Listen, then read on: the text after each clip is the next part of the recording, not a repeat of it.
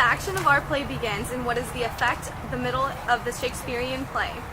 We begin in Act 2, Scene 2, and work our way through the very famous and glorious worlds of Act 3. The words of Antony in this famous act are surpassed by only a very few literary characters, and so begins our play. After the night full of thunder and lightning, Caesar and his wife Calpurnia awaken in the morning. She has been having nightmares, and after awakening, she tells great Caesar that she fears for his life. You must not go to the Senate House today. The dream I had last night is a warning that there is only danger in store for you today. I cannot stay home due to a dream. I must go to the Senate House. There is some reason for this special session that I can only address. Please, I beg you to remain here today. In my dream, you appeared as a statue with blood flowing from you like a fountain. Fellow Romans were bathing their hands in the red water. I know that you would not speak of this unless you had a strong cause. I will remain at home with you today. I will send Antony with word of my absence. Calpurnia looks relieved. Enter Decius. Good morning, Caesar. Good morning, Calpurnia. I come to fetch you to the Senate House. I will not be going to the Senate House today. Say he is sick. Shall Caesar send a lie? I have conquered many lands and am not now afraid to tell gray beards the truth. Most mighty Caesar, let me know some cause for your absence. I will feel like a fool if I do not have sufficient explanation. I may be truthful with you, Ides. Calpurnia had a dream last night that terrified her and causes me concern also. She saw me as a statue from which blood flowed in a great abundance like a fountain. Romans were smiling as they bathed their hands in it. This dream has all been misinterpreted. Calpurnia has had not a dream of violence, but one that shows you are the source of all life in Rome. You have spoken well, Decius. I feel like a fool for interpreting the dream otherwise. Give me my robe, for I will go. See how the others have arrived to escort you? Let us be on our way. Goodbye, Calpurnia. Fear not for me. I shall return with good report. Goodbye and be careful today. Remember, it is the Ides of March. Caesar and Decius exit. Thinking aloud. I pray that Caesar will be all right. The many warnings that have come today should have prevented him from going to the Senate House. I pray that Decius and the others will keep Caesar safe from any harm. May the gods of Olympus hear my prayers. Enter Artemidorus, reading a paper. Caesar, beware of Brutus. Take heed of Cassius. Have an eye to Cinna. Trust not Trebonius. Mark well Metellus. Decius loves thee not. There is but one mind in all these men, and it is bent against Caesar. Security gives way to conspiracy. The mighty gods defend thee. Your trusted friend, Artemidorus. What a horrible and dark day. I must warn Caesar about his fate on this dreadful morning. Here will I stand until Caesar passes. If he reads this, he may live. If not, he may surely die. Look, here he comes now. I pray I may be successful. Enter Caesar and senators. Artemidorus attempts to hand the scroll to Caesar. Here, great Caesar, you must read this report. Prevent- Caesar has other business to attend to today. Please get out of our way. Caesar and Decius continue up the steps of the Senate House and come upon an old blind soothsayer. Oh, Caesar, I've been waiting for How did you know I was going to pass this way? Great Caesar, never ask the wisdom of a soothsayer. I came here today to warn you. A warning for me? What is it?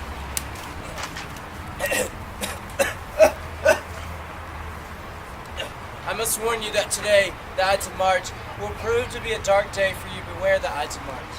How is today any different from yesterday? You are a foolish old soul. Caesar exits. Fear greatly for mighty Caesar. Methinks he is entering this great place for the last time. All of Rome will be changed if Caesar dies by the hands of these sometimes wise and sometimes foolish senators.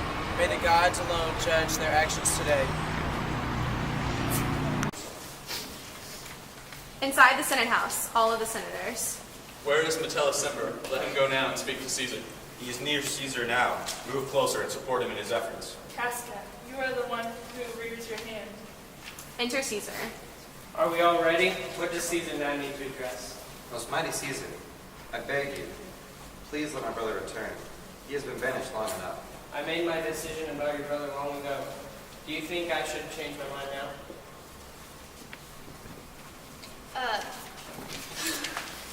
Please, Caesar, his brother did you no harm. He should be allowed to return to Rome. You dare say what I should do. I made my decision and I will not change my mind. You are bold to confront me and plead his case. Is there no voice other than my own which swayed the great Caesar to allow my banished brother to return home?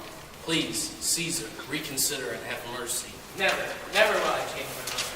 And then we too will not change our minds. Speak, hands for me. They approach Caesar from all sides and stab him. Brutus is last.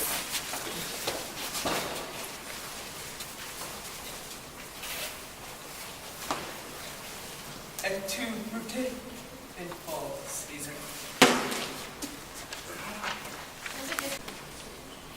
Antony and servant outside the Senate house. Have you seen Caesar this morning? Yes, he was walking in the Senate house only moments ago. Was anyone with him? Brutus, Cassius, and the others. I sense that something is wrong. Let us go. In the Senate house, they see Caesar lying dead on the floor. Caesar, Caesar, oh my friend, who could have done such a terrible deed? We shall find out. Brutus and the others, they are now in the street calming the crowd. What a horrible and bloody sight. May Caesar's spirit rage with hot revenge and torment the butchers who did this to the greatest man of our time. Their lives will be cursed and all they will lead to disaster. Let us go and get revenge.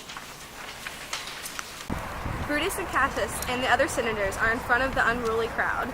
They are trying to explain to the crowd why they killed Caesar. Friends, Romans, countrymen, lend me your ears. You need to know why we killed Caesar. You seek an answer, and I will give it to you. Caesar had become too powerful and desired to be king. We Romans know that it would be wrong for one person to have too much power. You speak well, but we are wondering about your own ambition.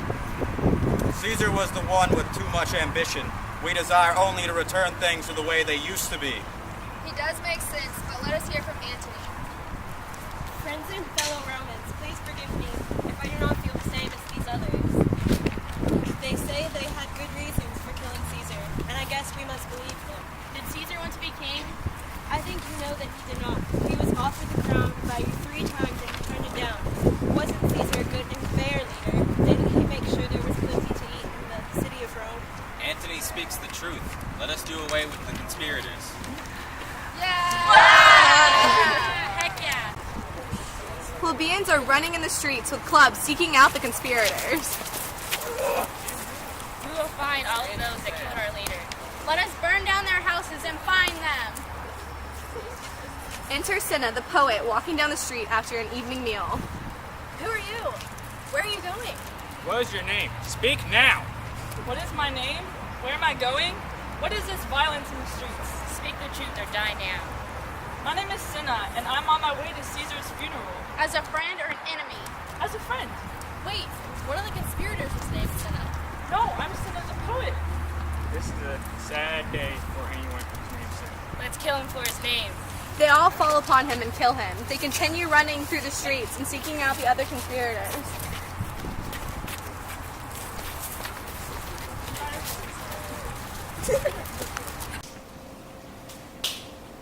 The scene is Caesar's funeral. Antony and Calpurnia are standing in front of the crowd.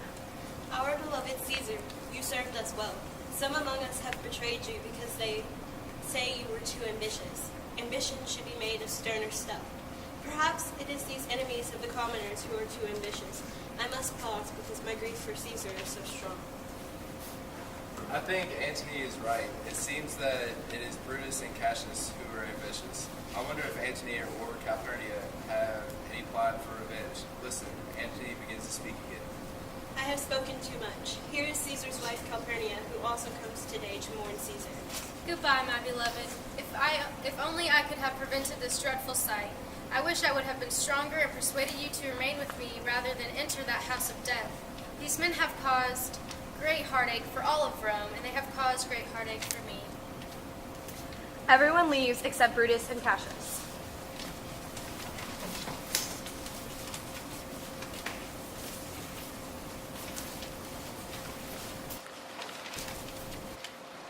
I fear the crowd will turn against us. Can we ever be safe after this deed?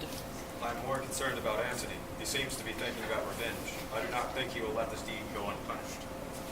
Brutus, Cassius, you must come with me to meet the others. They fear for their lives and they are hiding. They want to know what his plan to be. Go with him, Cassius, to calm them. I fear that I am spent. I will remain here to gather my thoughts and try to outstep what our friend Antony may have in mind. Be careful, Brutus. Harm could come your way more easily when you are alone. Cassius and Publius exit. Brutus is alone. Antony has no power without my support. He would be a fool to try and harm me. I still must be prepared in case Calpurnia tries to. What is that? Who is there? These plebeians stalk me in the night. They should take heed and stay away from me. Who is there?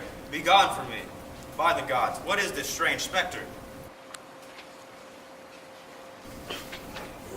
I am not the one who believes that you were a true and devoted friend. You have betrayed me, and I will spend my days tormenting you. This cannot be. I must clear my mind and look again. It is true, and I am here. Did you think you could get rid of me and then live in peace? Did you think that every day you would be easier to face without me? I cannot face this torment. I must end this before I go mad. You will not leave me, then I will leave you. It was I, Caesar, who planned your death. In the end, you have caused mine.